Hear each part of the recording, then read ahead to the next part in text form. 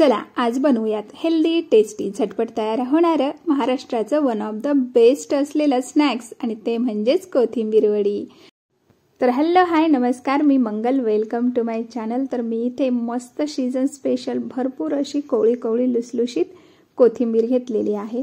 आता ती आपण निवडून घेऊया। ज्या जाडजाड काड्या असतात त्या काढून घ्यायच्या आणि जी कोवळी कोवळी पानं आहेत ना तेवढीच आपल्याला घ्यायची आहेत।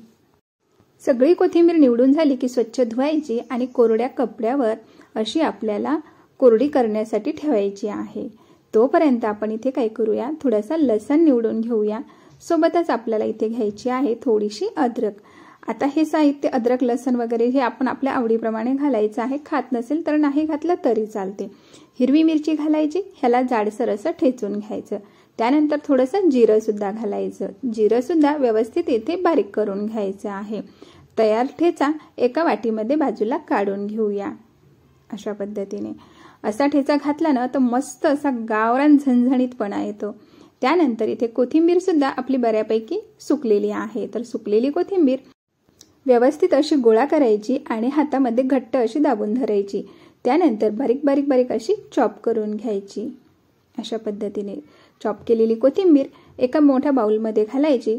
त्यानंतर आपण ठेचलेला ठेचा म्हणजेच अद्रक लसण हिरवी मिरची आणि जिऱ्याचा जो ठेचा होता तो घालायचा। त्यानंतर 1 चमचा मी इथे तांदळाचं पीठ, 3 चमचे बेसन घेतलेला आहे। सोबतच आपल्याला घालायची आहे हळद, लाल मिरची पावडर, चवीनुसार मीठ, थोडीशी साखर घालायची आणि ही सर्व चव बॅलन्स करण्यासाठी थोडीशी आमचूर पावडर सुद्धा घालायची। अगोदर हे सर्व मिश्रण आपल्याला असं कोरडंच एकत्र मिक्स करून घ्यायचं आहे। सर्व मिक्स झालं की त्यामध्ये थोडंसं तेल घालायचं आणि अगदी थोडं पाणी घालून आपल्याला ह्याचं घट्टसर असं पीठ मळून घ्यायचं आहे। जास्तही घट्ट करायचं नाहीये, कारण मग आपली कोथिंबीर वडी जी आहे ती खाताना आपल्याला थोडी कडक लागेल। तर व्यवस्थित त्याला असं हलक्या हाताने मिक्स करायचं आहे। साधारण असा गोळा आपला तयार झाला पाहिजे। आता फटाफट एक चाळणी घ्यायची, चाळणीला तेल लावायचं।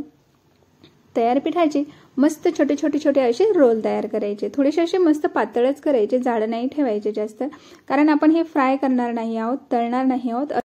साधारण अशा आकाराचे इथे रोल तयार करायचे आणि चाळणीवर ठेवून घ्यायचे।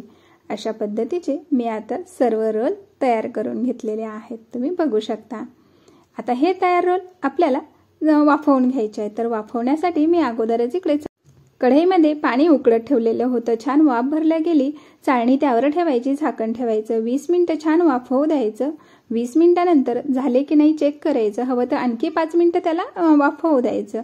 पण पूर्णपणे वाफवल्या गेले पाहिजे, कारण आपण तळणार नाही आहोत, त्यामुळे आपल्याला इथे हे पूर्णपणे कुक झालेले पाहिजे, शिजलेले पाहिजे।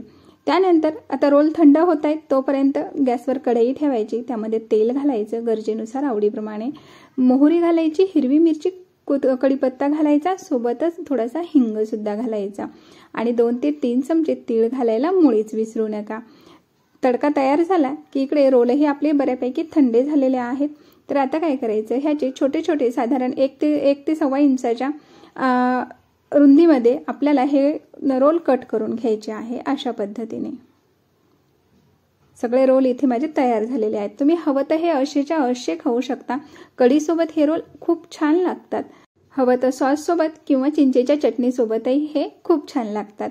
तर आता कोथिंबीर वडी कढईमध्ये घातली की आता आपल्याला हिला मस्त असं टॉस करून घ्यायचं।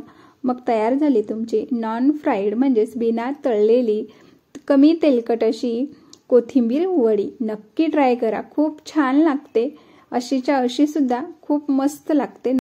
तुम्ही सुद्धा या पद्धतीची कोथिंबीर वडी एकदा नक्की ट्राय करा। आवडली असेल तर लाईक करा, शेअर करा आणि चॅनलला सबस्क्राईब करायला मुळीच विसरू नका। त्याबद्दल तुमचे खूप खूप धन्यवाद।